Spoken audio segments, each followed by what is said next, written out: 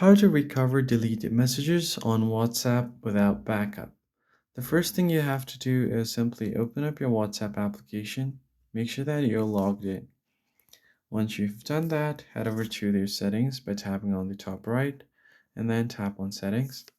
Once landed on the settings page, what you need to do is head over to chats and then click on chat backup to see if the account has been backed up or not, just for safety reasons.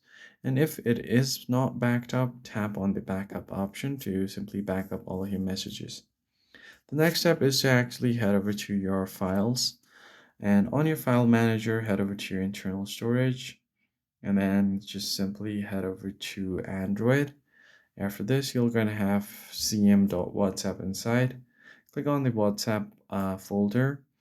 Now from here, what you're going to do is you will be able to see all of the backups right here. Now you need the databases, so copy all of these, long press on it, then copy all. Just go back and then simply you can paste it right here outside the folder.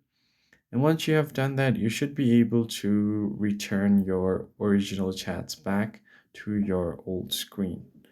So that's pretty much it, guys. I hope this tutorial was helpful to you. I'll see you on the next one.